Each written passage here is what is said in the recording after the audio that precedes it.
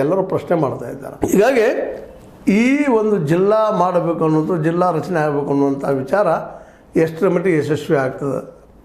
ಆದರೆ ಒಂದು ಮಾತ್ರ ಸತ್ಯವತ್ತ, ಈ ಒಂದು ಬರುವ 31ರೊಳಗೆ ಆಗದೆ ಇದ್ದರೆ ಮುಂದೆ ಯಾವಾಗ ಅನ್ನೋದು ಪ್ರಶ್ನೆ ಉತ್ತರವನ್ನು ಕೊಡಬೇಕಾಗಿದೆ. ಇವತ್ತು ಇದನ್ನಾದರೂ ಹೇಳಬೇಕಾಗಿದೆ, ಯಾವಾಗ ಮಾಡ್ತೀರಪ್ಪ. ಮತ್ತು ಅದು ಬಂದಾಗ ಸೆಂಟ್ರಲ್ ಗೌರ್ಮೆಂಟ್ ಅದನ್ನು ಕಾನೂನು ತಂದಾಗ ಅದು ಏನಪ್ಪ ಅದರಲ್ಲಿ ಮುಖ್ಯವಾಗಿ ಈ ಒಂದು ಜನಗಣತಿ ಮಾಡೋ ಸಲುವಾಗಿ ಏನೋ ಒಂದು ವಿಚಾರ ಅದು 2026, 27, 28ರಲ್ಲ.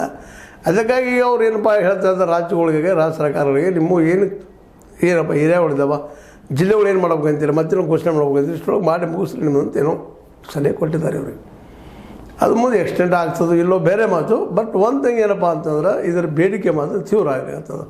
ಹೀಗಾಗಿ ಎರಡೂ ಭಾಗದ ಈ ಚಿಕ್ಕೋಡಿ ಮತ್ತು ಗೋಕಾಕ್ ಭಾಗದ ಜನರಿಗೆ ಇದಿಷ್ಟರೊಳಗೆ ಆಗಲಿ ಸಾಕಷ್ಟು ಕೇಳ್ತಾ ಬಂದಿದ್ದೀವಿ, ಯಾಕೋ ಏನೋ ನಮ್ಮ ಕೆಟ್ಟ ಆಗ್ತಾಯಿಲ್ಲ ಅನ್ನೋಂಥ ತಮ್ಮ ಒಂದು ಏನಪ್ಪ ಸಮಯಕ್ಕೆ ಸಹಿತ ಅವ್ರು ಟೀಕಾ ಮಾಡ್ತಾ ಇದ್ದಾರೆ. ಬಟ್ ಈಗ ಇಲ್ಲಿವರೆಗೆ ಒಂದು ಹತ್ತಿಕ್ಕೆ ಇಟ್ಟಂತಹ ಒಂದು ವಿಷಯ, ಮುಚ್ಚಿಟ್ಟಂಥ ವಿಷಯ, ಇದು ಸ್ಪ್ರೆಡ್ ಆಗುವಂಥ ವಿಷಯಗಳು ಆಗ್ತಾಯಿದ್ದಾವಂತ.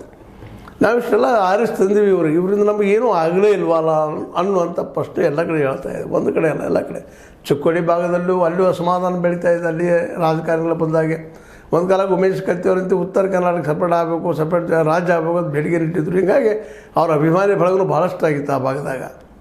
ಇವತ್ತು ಅಂಥ ಅಭಿಮಾನಿ ಬಳಗ ಮತ್ತು ಅದು ಹೆಚ್ಚಾಗಲಿಕ್ಕೆ ಯಾಕಪ್ಪ ನೀವು ಜಿಲ್ಲಾ ಮಾಡಲಿಕ್ಕೆ ಆಗ್ತಾಯಿಲ್ಲ ಚಿಕ್ಕೋಡಿ ಮತ್ತು ಗೋಕಾಕ್ಗಳನ್ನೂ ಪ್ರಶ್ನೆಗಳು ಶುರು ಆಗ್ತಾಯಿದ್ದಾವೆ. ಎರಡೂ ಕಡೆಯ ಜನರು ಏನಪ್ಪ ಅಂದರೆ ಇವತ್ತು ಅದನ್ನು ಮೂಲಭೂತ ಪ್ರಶ್ನೆ ಮಾಡ್ಕೊಳ್ತಿದ್ದಾರೆ ಅಂತ ತಿಳ್ಕೊಂಡಂಥ ರಮೇಶ್ ಕತ್ತಿ ಅವರು ಸಹಿತ ಜಿಲ್ಲೆ ಆಗಲಿ ಜಲ್ದಿ, ತಾಲೂಕು ಆಗಲಿ ಜಿಲ್ಲೆಗಳಾಗಲಿ ಒತ್ತಡ ತರ್ತಾ ಇದ್ದಾರೆ.